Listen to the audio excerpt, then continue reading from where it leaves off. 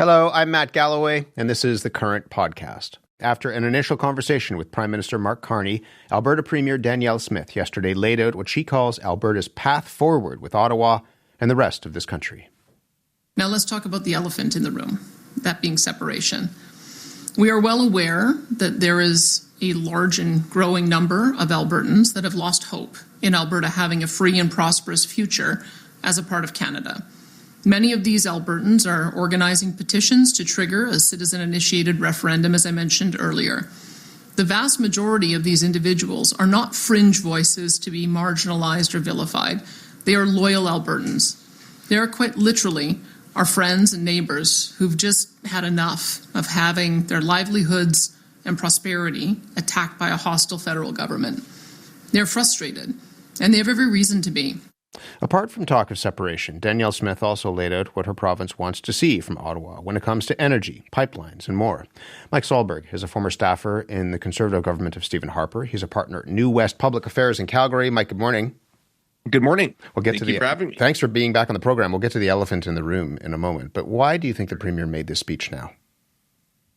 Well, I think because it was time. Look, frankly, there's a growing Western angst and Western malcontent in this province. And it's not new. Of course, it's existed for some time. You could argue that kind of Western angst and Alberta malcontent and Confederation has existed for as long as they've been in Confederation. But particularly right now, I think we're starting to see yet another high watermark in terms of Albertans carrying that sentiment, particularly as it relates to the re-election of a fourth Liberal government here in Ottawa, which by many accounts, at least in Alberta, have viewed that record as hostile. So I think what the Premier was trying to do here was to not just reflect her own anxieties as Premier, and certainly she has her own views, that's very clear, but to also reflect the anxieties of her constituents. And per Nick Nanos and per Shachi Curl at Angus Reid,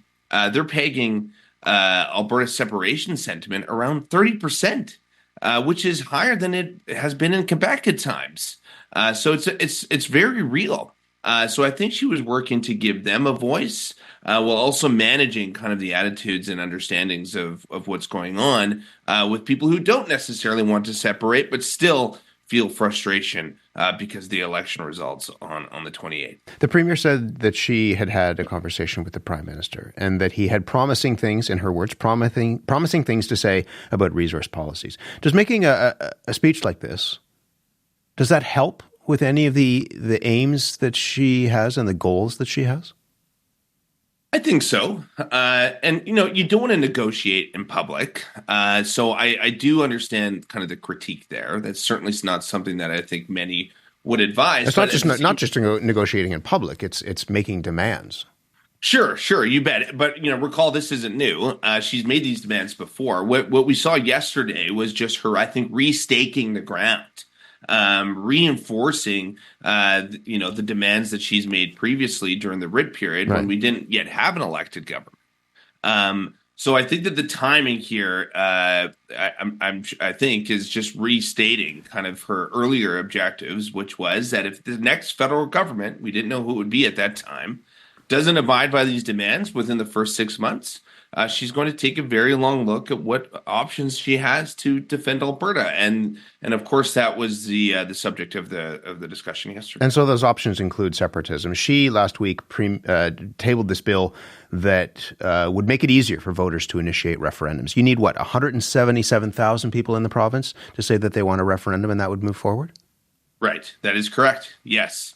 Yeah, the threshold was lowered for referendum questions across the board. So, what I think what is an interesting part that we shouldn't glean over is that there could be other questions that don't necessarily include separation or aren't separation on an eventual referendum ballot. But this is the question that Albertans and Canadians are seized with. So let me just run through some of the things that she said in that speech yesterday. She said, "I do not support Alberta separating from Canada," but she also said that the sense of alienation that people feel, the sense that they would, in her words, be stronger and more prosperous as an independent nation is understandable and justifiable, and that these aren't fringe voices, they aren't traitors, and they shouldn't be treated as such. Do you see that as being contradictory or confusing at all? No, I feel that she is trying to unite two halves of the province here, many of whom, frankly, live under the membership of her party as well. I'm not sure I'd like to see any premier there stoking resentment against two camps with differing political views, however extreme you might want to characterize them. So no, I think the premier was trying to kind of weave together a message here that said, look, I understand that there's significant frustration with Ottawa and our place in the Confederation, but I myself do not share these views.